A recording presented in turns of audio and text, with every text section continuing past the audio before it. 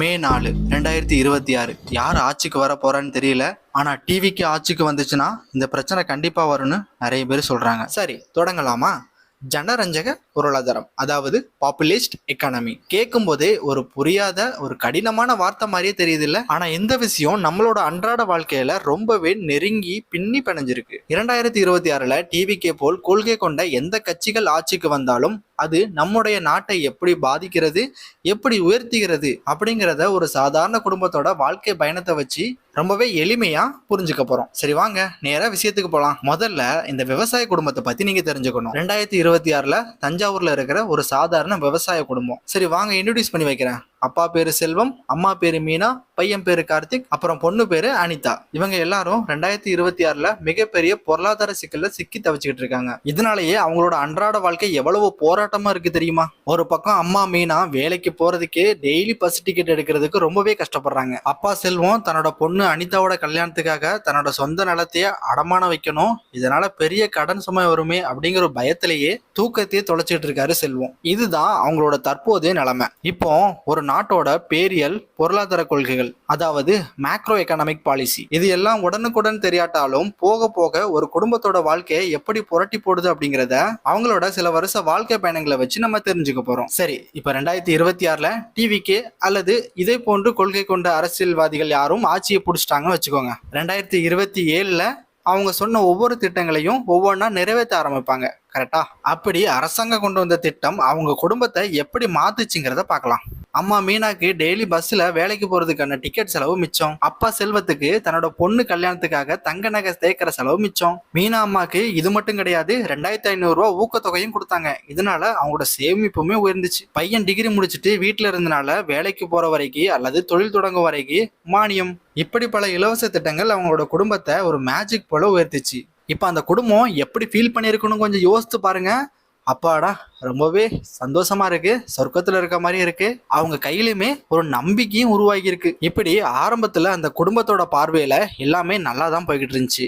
ஆனா அது ரொம்ப நாள் நீடிக்கல. 2028க்கான நீண்ட கால பொருளாதார திட்டமிடல் இல்லாததால ஒரு உண்மையான பொருளாதாரத்தின் யதார்த்தம் அப்பதான் அவங்க மூஞ்சில் அடிச்ச மாதிரி புரிஞ்சிச்சு. அதற்கு ஒரு முக்கிய காரணம் இன்ஃபிளேஷன், அதாவது பணவீக்கம். அதாவது ஒரு அரசாங்கம் ஒரு முறையான பொருளாதாரத்தில் கவனம் செலுத்தாம வெறும் பணத்தை விநியோகம் பண்றதுலயே கவனம் செலுத்தினா என்ன ஆகும்? ஒண்ணு பணத்தை அச்சு அடிக்கணும், இல்லைன்னா நிறைய கடன் வாங்கணும். இதனால நம்மளோட பாக்கெட்ல இருக்க பணத்தோட வேல்யூ குறைஞ்சி பெட்ரோல் விலை, காய்கறி விலை எல்லாமே கிடுகிட்டுன்னு ஏறிடும். இதனால அரசாங்கம் மகளிருக்கு கொடுக்கிற 2500 ரூபாவோட வாங்கும் திறன், அதாவது பையிங் பவர், 2500ல இருந்து 500 ரூபாவா குறைஞ்சிரும். இதனால கையில காசு இருந்தும் பெருசா ஒண்ணுமே வாங்க முடியாது.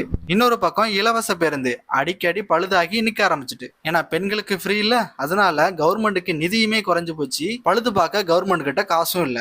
இதனாலேயே பேருந்து அடிக்கடி பழுதானதுனால மீனா ஆட்டோ டாக்ஸி மூலயமா வேலைக்கு போக ஆரம்பிச்சா. அதுல காசு அதிகம் இல்ல. இப்பதான் மீனாக்கு ஒண்ணு புரியுது, தரமான பஸ் இருந்துச்சுன்னா நான் அதுலயே கொஞ்சம் காசு கொடுத்து டிக்கெட் எடுத்து போயிருப்பேனே.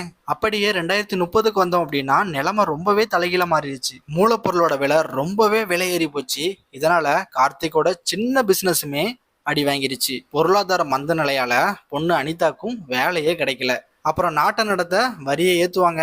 இதனால மறைமுகமா உரங்கள்ல போட்ட வரியால அப்பா செல்வத்தோட விவசாயமும் முடங்கி போச்சு. இதனால மிகப்பெரிய கடனாளியா மாறிட்டாரு. இதை பார்க்கும்போது ஒண்ணு நல்லா புரியுது, குறுகிய கால மானியங்கள் எப்போதுமே நீண்ட கால வளர்ச்சிக்கு வழிவகுக்காது. சரி, வெறும் பண விநியோகத்தை மட்டும் நம்பி இருந்தா தோல்விதான் கிடைக்குங்கிறத பார்த்தோம். அப்படின்னா நிஜமான தீர்வு தான் என்ன?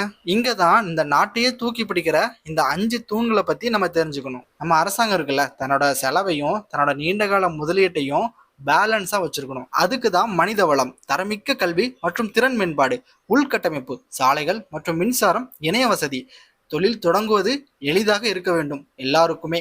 நிதி ஒழுக்கம், அதாவது வருவாய் விட செலவு குறைவாக செலவழிக்க வேண்டும்.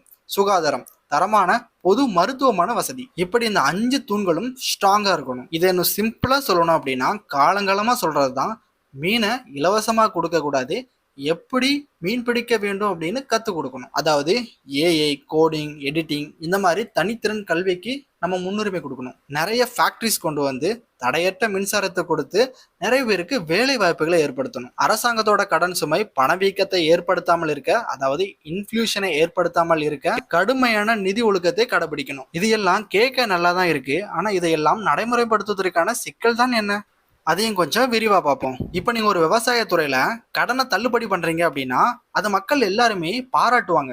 ஆஹா, தள்ளுபடி பண்றாங்களே, ஜாலி, அப்ப நம்ம அவங்களுக்கே ஓட்டு போடலாம் அப்படிங்கிற மாதிரி எல்லாருமே மைண்ட் செட்டுக்கு வருவாங்க. ஆனா இன்னொருத்தர் விவசாயிகளுக்கு குளிர்சாதன கிடங்கு அமைச்சு தரேன்னு சொல்லுவாரு. இதனால விவசாயிகள் தன்னோட விளைச்சலை பாதுகாப்பா வச்சுக்கலாம். ஆனா யாருமே இதை கேட்டு ஓட்டு போட மாட்டாங்க. இதுதான் உண்மையான பிரச்சனைக்கான தீர்வு.